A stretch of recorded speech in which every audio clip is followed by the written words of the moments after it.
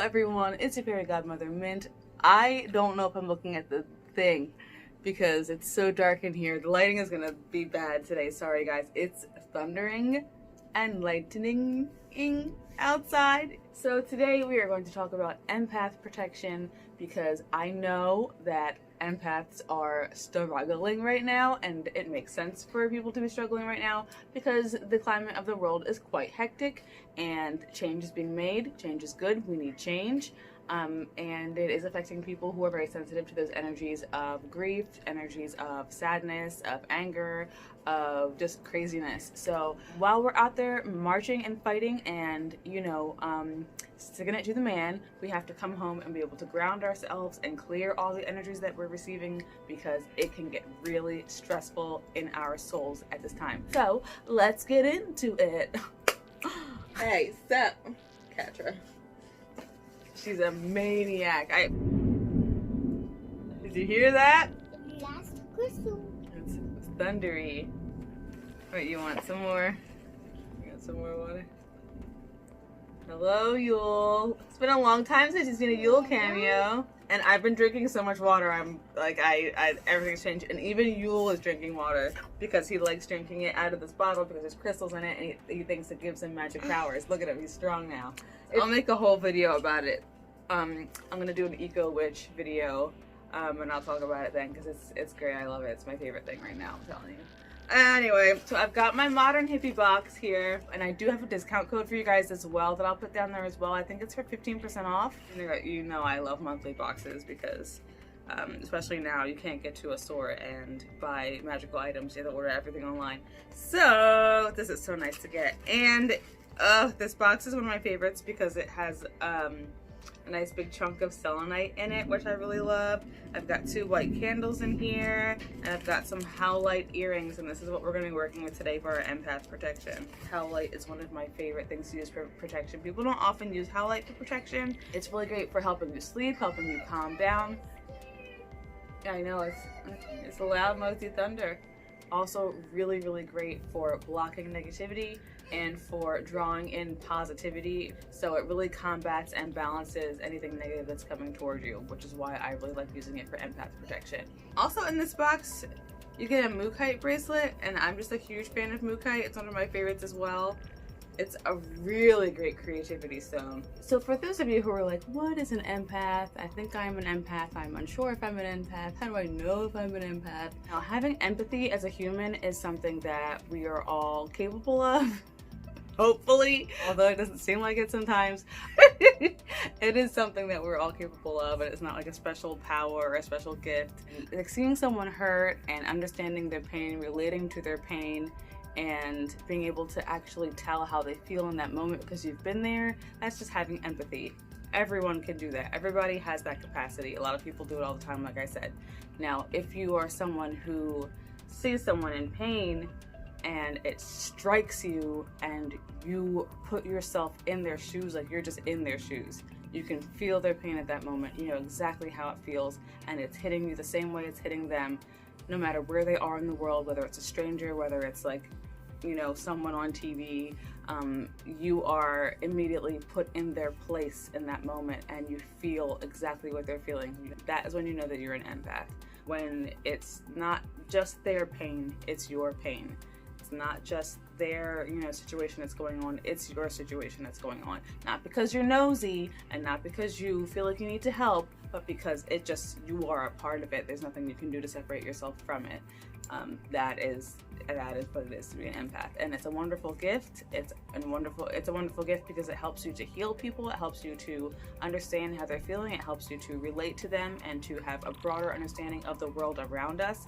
It is wonderful. Empaths can be people who are incredibly gifted when it comes to helping people get over their trauma, when it comes to helping people work through anything in their life that they're having a difficulty with. It's a wonderful gift, but it can also be extremely hindering because it strikes you at you know, the most bizarre moment.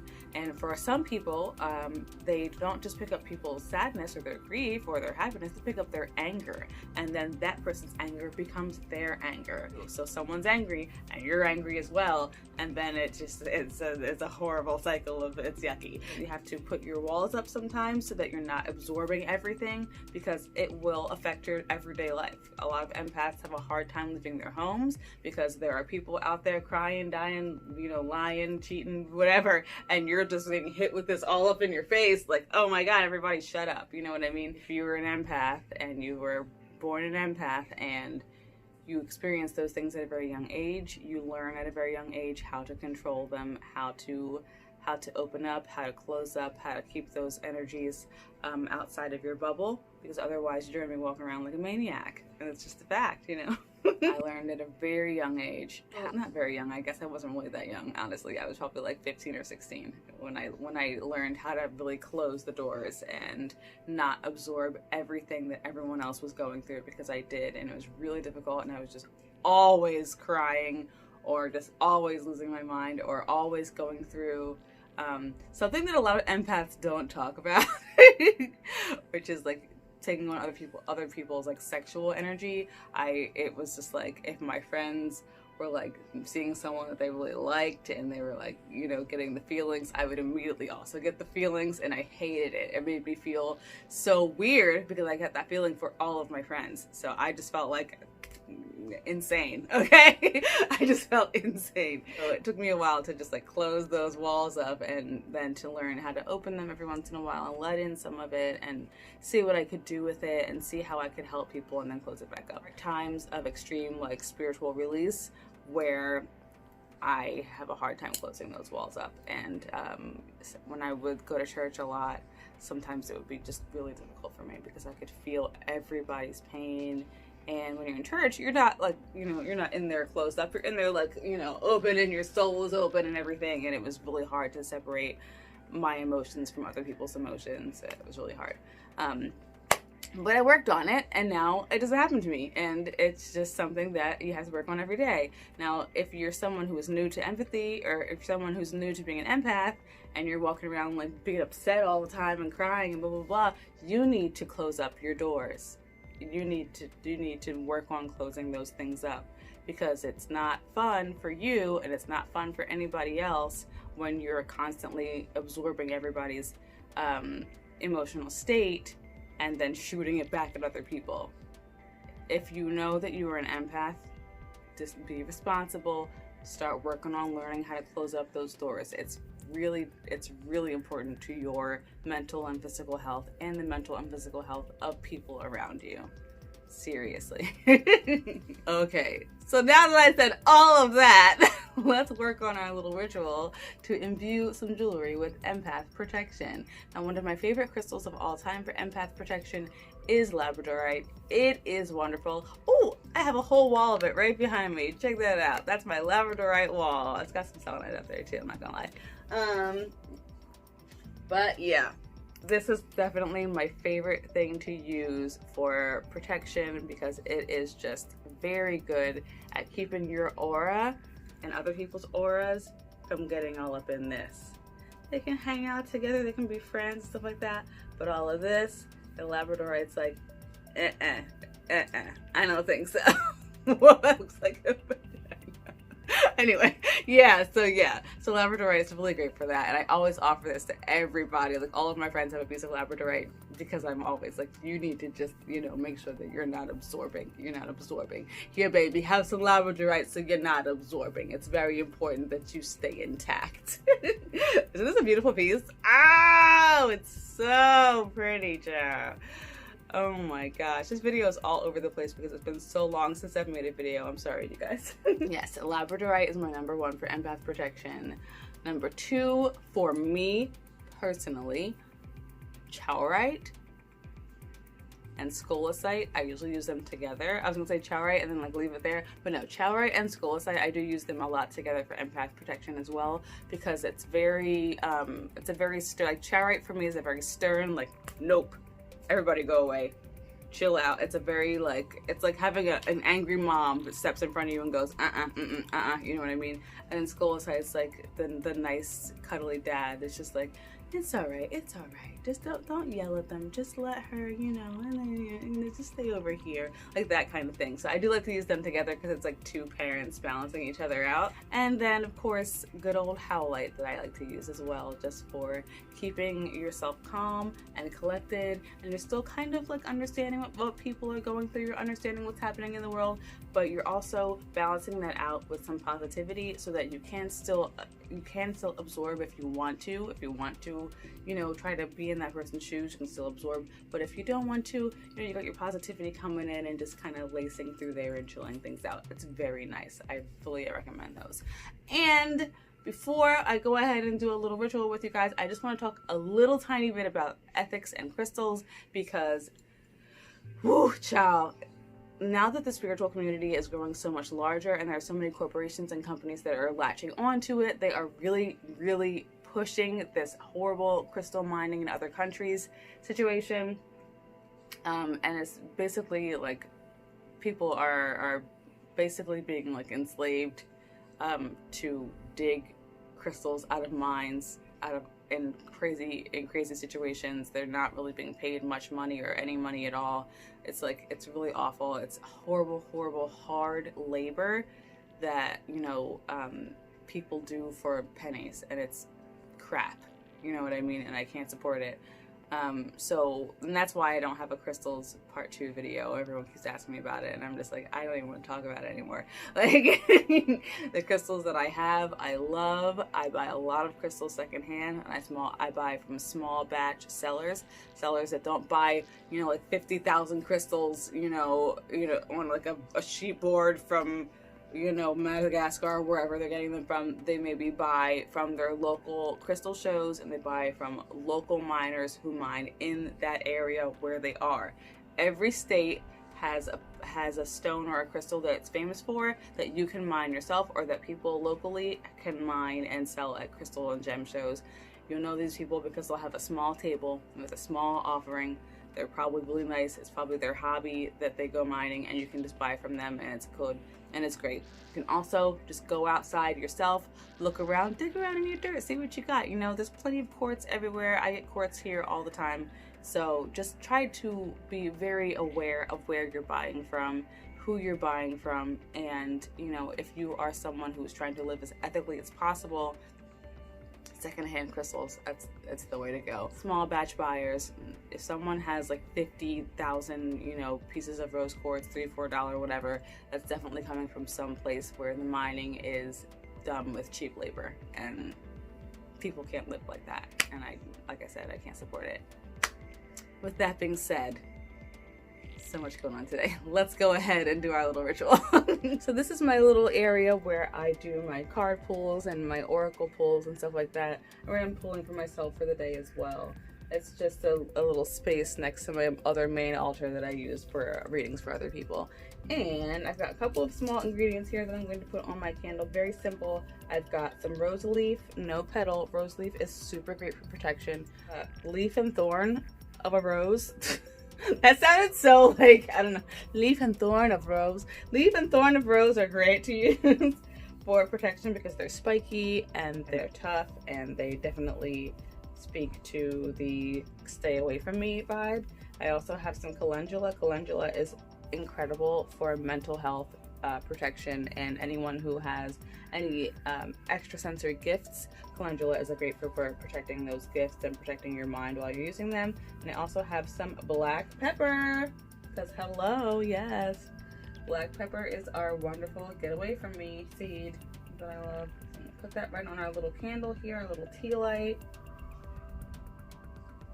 And like I always say, you don't have to use any herbs or oils or anything on yours at all. You can literally just light this tea light the way that it is, and just say your affirmations, whatever you want to happen. Just imbue that with your personal energy and it's going to work for you. I like to use herbs and crystals and things like that because they are just a part of my practice. I've added them into my practice as things that I've always just been really interested in, that I've always studied and I've always resonated with me.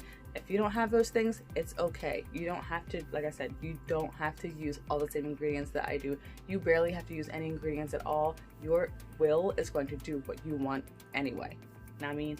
So I'm going to hold these earrings in my hand. If you're using something else, say you want to use a pendant or a bracelet or a ring or a crystal or just like a little piece of paper that you wrote, you know, protect me against negativity on it, you can use whatever you want. I'm just going to hold these in my hands like this. And I'm going to think about exactly what I want them to do for me. So think about, I want these earrings to keep me calm, keep me relaxed, and balance out anything that is coming toward me with positivity. Any emotions that are coming toward me with positivity. I want to be able to understand. I want to be able to be empathetic toward people. However, I don't want to take on their problems. I don't need to take on their exact emotions. I can be passionate and I can fight for what I believe in without putting myself directly in their place and becoming overpowered with emotion, because that's not very helpful. We're still loving, wonderful beings, but we are not taking on all of the negativity of the world right now, because that's not going to do anything for us, okay? Yes, we have our intention very strong within us. We're going to light our candle. I'm going to put my earrings down right here. With this candle, I'm going to be thinking about everything, all the grief that I have taken on, all the bitterness that I have taken on, all the anger that I've taken on, whatever I feel like is resting within me that's not helping me, that's not helping my cause, that's not serving me, then I'm going to whisper it to the candle. Whispering to your candles, let me tell you, it's an underrated act. I do it all the time, especially when I'm trying to release something. So you're going to say it to the candle, get real close, not close enough to burn your nose hairs, but close enough to just say exactly what it is that you're releasing. Very gently. You don't want to blow out your candlelight either, even though mine is going because the ceiling fan. You know, you just want to whisper to the candle everything that you're releasing. Child, I was, you know what, at the Wawa, and this man, I said Black Lives Matter, and this man said to me, all lives matter, and I said, yup, including Black Lives, mother, and then he wanted to get, and you go ahead and get that all out into the candle, and, you know, go ahead and tell all your problems to the candle.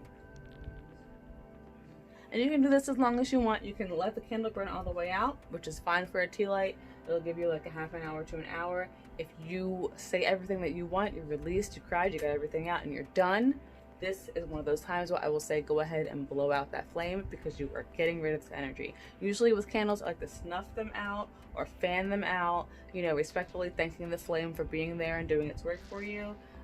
When I'm working on releasing anything, I do like to go ahead and blow that candle right out, like poof, we're done. You know what I mean?